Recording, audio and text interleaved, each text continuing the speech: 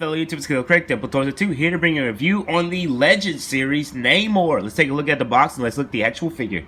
At the top it says Namor. Front to show the Legends series, you can see Namor through the packaging with this trident from the Odin wave, and it says Marvel Namor at the bottom. On one side, you see we have a very nice picture of Namor, and it's the exact same on the other side. Back you get a very cool picture of Namor. Namor is a trident-wielding super being with tremendous strength and the ability to swim at incredible speeds. The figures from the wave, I still gotta find that Black Panther, and I think I want the Captain America. Not gonna lie, I had respect for him whenever he went the extra mile to kill off the other planets in the Secret Wars comic books. So I really thought that it was really cool. So now let's look at the actual figure. Also almost forgot, look at that awesome color on the box. What a way to set a tone for Namor underwater. That green looks sick. Okay, and here's Namor out of the box. I really do, wait, what? Hold on. Okay, sorry, I was thinking about another Atlantic figure that came out recently that was pretty cool. But here we have him out of the box. Let's take a closer look at the figure and then we look at the articulation. Here's Build-A-Figure Odin's son with the same exact staff. Let's take a closer look. So I haven't done a review on him yet. Still got to. LOL, and here you can tell it's the same exact staff, just they upgrade the colors. Odin's was only copper, and this one actually has green at the bottom, and at the top they actually did do the effort and actually paint this part white and paint that green and actually use gold, and this is just completely copper, and they painted it on both sides, so glad they did that. So the complete same sculpt, but the paint job's different. Looking at the actual figure, I actually got lucky. I passed them and a guy told me where they were in the front by the registers, and it was like 7 of them. But a lot of them had issues, like around the gauntlet, you have to be careful because I saw 2 or 3 where the gold paint had got onto the arm. A lot of them, the eyes was really crooked, and some of them had marks on like the back of the neck. But let's take a closer look at all the detail. For those, I really want these if they were in real life, but you can see they have the wings here on the bottom. They do not stock the ankle pivot, but they do come very close if you try to bend the ankle pivot as far as it can go. You can see here it's just a solid black, but it looks very cool. You can see the gold looks very good on the gauntlet. It's very solid. I do like that. And I actually do like the flesh tone. I still do not like how some of the flesh tones for the face of Marvel Legends is really glossy and shiny, but they did a pretty awesome job on it. You see there's a little bit of paint that's going onto the chest on the left side, but for mine it isn't that bad. I do like that they actually included veins in the arms. You see all the articulation there, and that the flesh tone actually matches the joints there on the inside. That's pretty cool. I also do feel like they did an awesome job on the hair. It's just wavy and black.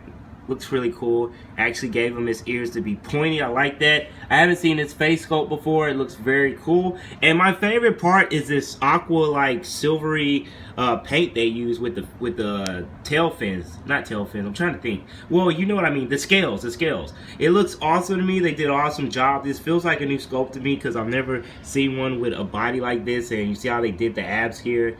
And it looks very cool. I do like here as you look closer that the belt does look very nice, but it's not centered right. So they did mess up on that. Oh man, that looks way worse now that I'm looking up close at it.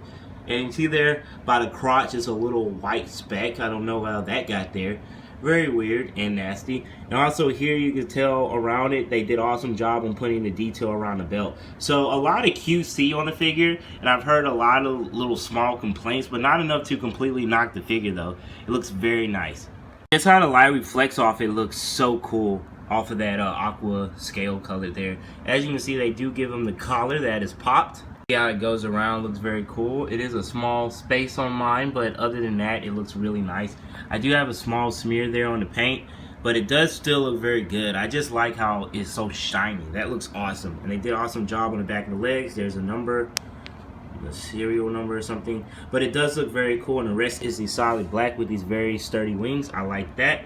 Artemis Prime, you can see here it doesn't look that bad, but the paint does stop if you keep trying to bend him. But then again, you know, it does cover a good amount, so it doesn't look that bad. I don't see why you would want to bend him further than this anyway, but that looks very cool. And he does come with these interchangeable hands, look very nice, that actually bend, and all they do is he comes with the straight hands and the ones that actually hold his trident, and the other hand I got, the thumb is actually attached to the index finger, which I can cut it, but I just want to keep a hand like this. Also, his arms seem like they're just a bit too long for the body way down there, but whatever. I really do like this figure, and I'm very glad that I was able to find it. As you can see, mine has the weird eye syndrome in there.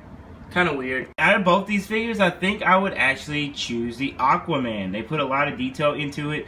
I do like the new Namor, but the Aquaman is killing it though. But yeah. So let's look at the articulation. Alright, so first we'll take out the staff because it does not have any articulation. Maybe a little bit. But as you can see, you can actually bend the feet this far back and this far up. You do have the ankle pivot, but I feel when you go so far, it starts to rub up against the wings and you can mess up the paint. So watch that right there at the bottom. You can twist here at the mid shin, I guess you would call it. Can completely bend, so double jointed knees. Very nice. You can twist the thighs, but as soon as you move it, it's not going to line up with the paint. So I'm going to keep mine straight so it stays lined up. And you see here, you can twist at the waist.